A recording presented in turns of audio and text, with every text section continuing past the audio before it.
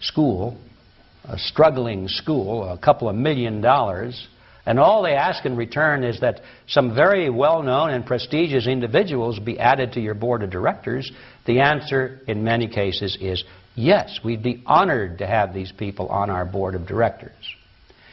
Almost overnight, all of the major universities, which we now consider to be major universities in the field of medicine, received large grants from these sources and also accepted 1, 2, or 3 of these people that I mentioned on their board of directors, and the schools literally were taken over by the financial interests that put up the money. Now, what happened as a result of that is that the schools did receive an infusion of money. They were able to build new buildings. They were able to add expensive equipment to their laboratories. They were able to hire top-notch teachers. They were able to upgrade the level of medical education in America by 100-fold. But at the same time as doing that, they skewed the whole thing in the direction of pharmaceutical drugs. That was the efficiency in philanthropy. The doctors from that point forward in history would be taught pharmaceutical drugs. Those schools that did not accept those terms did not receive the money, and they generally fell by the wayside, and today you probably have never heard of them. All of the great teaching institutions in America were captured by the pharmaceutical interests in this fashion, and it's amazing how little money it really took to do it. Surgery became viable with anesthesia and infection control, and doctors advocated expensive, radical operations.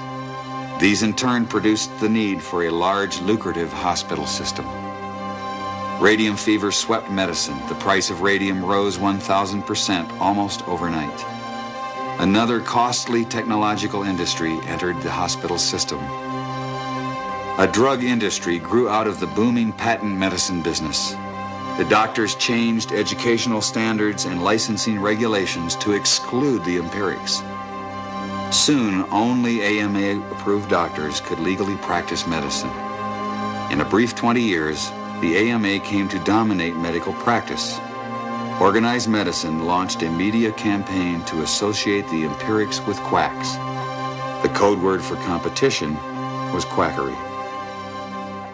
So now, the average doctor goes through school, he gets a great education, he has to be really smart to get through it, he learns all about drugs, he doesn't know too much about basic nutrition. I found that the average wife of these physicians knows more about nutrition than he does, but they sure know their drugs. And if you go to your typical doctor today, I don't care what it is, chances are you're going to walk out of there with a prescription. Why? Because that's what he has been trained to do. The companies that make up the pharmaceutical industry are among the largest corporations in the world. Together, these businesses have come to be known as Big Pharma. In 2004, their combined global sales were over $500 billion, with Pfizer and Johnson & Johnson leading the pack. In the U.S., the core of Big Pharma's immense profits is from sales of prescription medication. And since these drugs can only be prescribed by medical professionals, most of the industry's promotional and marketing activities are directed at doctors, pharmacists, and other healthcare providers. This starts out at the first day of medical school, and in many medical schools, even the incoming students that are 2 years away from seeing a patient will start to get gifts from the pharmaceutical industry. And as these students get farther along in their medical education, the interactions and the gifts escalate to free lunches, to dinners. Champagne, brunches, happy hours, New York jet tickets. No matter where you spend the money, you make money. And my boss always told me, don't worry about it. There'll always be more funding. Spend what you can. In fact, if I give you $100,000 to spend, Gene, I want you to spend $200,000. In addition to providing gifts and trips, Perhaps the most potent weapon in the drug rep's arsenal is free drug samples. In 2004, the industry gave away the retail equivalent of almost $16 billion worth of drugs, and these products are the chief enabler of the marketing machine. And what it is a way of getting both patients and physicians hooked on their product. In any town USA, you walk into a physician's office and you walk into a room that's usually a 10 by 10 room full of hundreds of thousands of dollars of samples.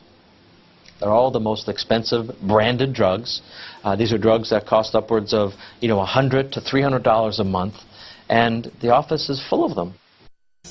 Sono proprio i chemioterapici ad essere fra le medicine più costose. Una confezione da 30 compresse di erlotinib, un chemioterapico prodotto dalla Roche, costa 3.239 euro. Una confezione di sorafenib prodotto dalla Bayer costa 5.300 euro. 30 compresse di sunitinib, il chemioterapico della Pfizer, costano 8.714 euro. A physician prescribing the appropriate medication is not necessarily what the industry needs. What the industry needs, or a particular company, is the physician prescribing their medication. Before a drug can legally be sold in this country, it has to be approved by the FDA wherever it's made. Approval depends on the company demonstrating in clinical trials that a new drug is reasonably safe and effective. But compared with what? They don't have to compare their new drugs with existing drugs to treat the same condition with the best standard treatment. In most cases, they only have to compare their new drugs with a placebo. The FDA currently only requires, when you are seeking to have a new drug approved, that you show that that drug is better than a placebo. In other words, that the drug is better than nothing. That's really not very useful information for the doctor. Before 1980, most clinical research was funded by the National Institutes of Health. During the 90s, most of that research got pulled out of universities and was brought to for-profit research organizations. The problem is that gave virtual complete control over the research to the drug companies. They could design the studies. They have control of the data, so that many of the authors of the most important articles published in our best journals aren't even allowed to see their own data. They don't get free access to their own data, and they have control over publication. Studies are frequently either hard to find, or the results are manipulated by drug companies. I think the most shocking thing is to find that evidence is simply not available, or it is distorted. In clinical studies conducted in approximately 38,000 people. Quindi, quando in televisione ci viene detto che una nuova ricerca scientifica ha stabilito una certa cosa, nessuno è in grado di verificare se sia vero oppure no. When drug companies set the research agenda, do the research and design the research, have tremendous influence over the people who get to write it up, and in fact have tremendous influence over the journals that publish it, because they're very, very beholden to drug companies for their own financial well-being. More than half of the budget of the division of the FDA that approves new drugs and oversees drug safety is funded by the drug companies. 90% of the clinical studies are funded by the drug companies. 59% of the experts who write the clinical guidelines have an active financial relationship with the drug that's being considered in the process. Quindi l'industria farmaceutica, prima di tutto, ha preso il controllo del sistema medico universitario. Poi ha istituito l'Associazione Medici Americani, che da allora sono gli unici autorizzati a praticare legalmente. In seguito si è impadronita dell'intero processo di sperimentazione delle medicine. Dopodiché influenza pesantemente le pubblicazioni accademiche che promuovono queste medicine. Ed infine controlla l'ente federale che di quelle medicine dovrebbe garantire la sicurezza e la non tossicità. All'estremo opposto ci sono i cittadini malati e nel mezzo stanno i dottori che devono curarli e che possono basarsi esclusivamente su informazioni generate e controllate dalle industrie farmaceutiche che nessuno ha più la possibilità di verificare. In questa esasperata ricerca del monopolio totale dell'informazione, nemmeno Internet è stato trascurato. There are a number of groups on the internet that look like these bona fide, disinterested patient groups that would only want the best thing that's right for them, and you come to find out that they're 100% funded by a drug company. Ma tutto questo, evidentemente, all'industria farmaceutica non bastava ancora. In recent years, Big Pharma has pushed its way into the traditional doctor-patient relationship and found a new way to increase sales by targeting patients directly and independently, largely through television advertising. Do you know about the purple pill called Nexium? I know. Gardasil is the only cervical cancer vaccine that helps protect against 4 types of HPV. 2 types that cause... E ora che la lista obbligatoria degli effetti collaterali è ormai più lunga dei pregi delle medicine, gli aspetti negativi vengono messi direttamente in bocca ai protagonisti dello spot, che li presentano con lo stesso tono gioioso e accattivante delle qualità da decantare. Side effects include pain, swelling, itching and redness at the injection site, fever, nausea, dizziness, vomiting and fainting. In questo modo si confondono definitivamente le acque per un pubblico disattento e impreparato su un aspetto che già veniva presentato in modo ambiguo e altamente irresponsabile. Gardasil. Last year, between 3 and 5 billion prescriptions were written in the US alone. And for all of its many miracles and heroism, the pharmaceutical fantasy has also left disaster in its wake. The tragedies of drug side effects are being exposed daily. Prozac, Vioxx, Celebrex, Baycol, Lariam, and Zoloft, just to name a few, are deeply uncomfortable reminders that secrecy and sales have often circumvented safety. And what I found after analyzing government databases and peer-reviewed journal articles, I found that 784,000 people are dying annually, prematurely, due to modern medicine intervention. There's 122,000 people that die every year from known side effects to prescription medications. The drug industry is the most successful global industry in the world. What they don't want you to do is get better, because if you get better, their market's gone.